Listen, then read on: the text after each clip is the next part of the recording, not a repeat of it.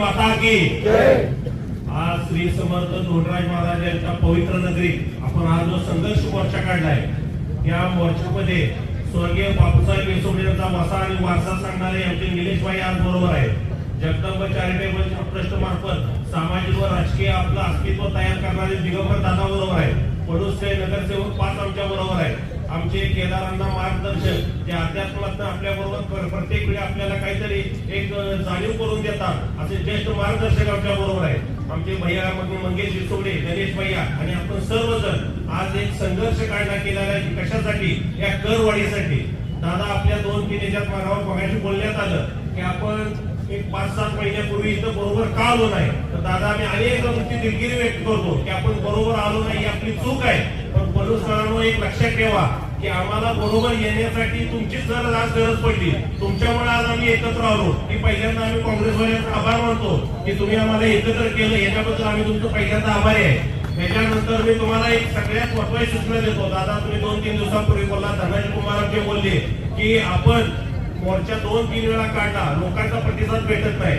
दादा आमचे संतोष काळे म्हणून सिनियर कॉलेजचे प्राध्यापक आहेत. त्यांनी एक आम्हाला सिनियर कॉलेजच्या वेळेस एक गोष्ट सांगितली की एका राजाचा राजवाडा जळत असतो आणि तो राजवाडा जळत असताना एक माकड कुचेष्टितपणे ते बघत असतं आणि ते बघत असताना एक चिमणी पाण्याला थेट तळ्यात आणून त्या राजवाड्याच्या ह्याच्यावर जळणाऱ्या ह्याच्यावर टाकत असत्या.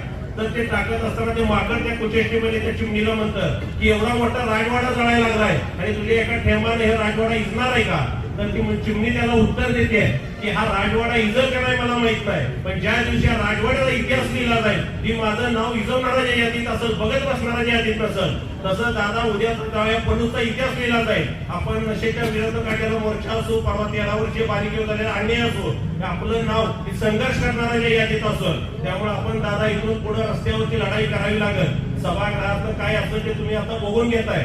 क्रांतीचे नाना पाटील, जेडी बापू, नागनाथांनी रस्त्यावरचा संघर्ष करून या देशाला स्वातंत्र्य मिळवून दिलंय. तर आपण हे रस्त्यावरची लढाई करून हा करवाढ रद्द करून घेणं गरजेचं आहे. आपल्या बरोबर सर्व स्तरातल्या लोकांनी आज आपल्याला दाखवून दिलंय की आज आम्ही तुमच्या बरोबर आहे. प्रत्येक आपल्या श्रोत्यांना आपलं सांगितलंय करवाढीचं अमोल पवार डॉक्टर असतील, दिगंबर दादा असतील, या सगळ्यांनी यात आपल्याला बऱ्यापैकी माहिती दिली आहे की करवाढ कशी केली गेली आहे. हा अन्यायकारक कर आपल्याला रद्द करणं गरजेचं आहे. पलूस ही जिल्ह्याच्या ह्याच्यात तुरंतमध्ये बाजारपेठ आहे. अशा पद्धतीने सांगलीची बाजारपेठ हमालांच्या मुळे आणि पुरामुळे संपली.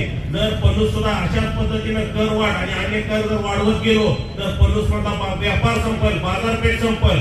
यासाठी आपल्याला एकत्र येणं गरजेचं आहे. ही काळाची गरज आहे आणि आपण सगळ्या स्तरातील लोक एकत्र येऊन आज असा पक्ष विरहित मोर्चा काढला. तिथून पुढे आपण या नगरपालिकेवाल्यांच्या असाच पद्धतीने संघर्ष करत राहू आणि आपली एकच यत्न राहील की जो कोणी पलूसच्या जनतेवर अन्याय करत त्यावेळी आपण एकत्र येऊ.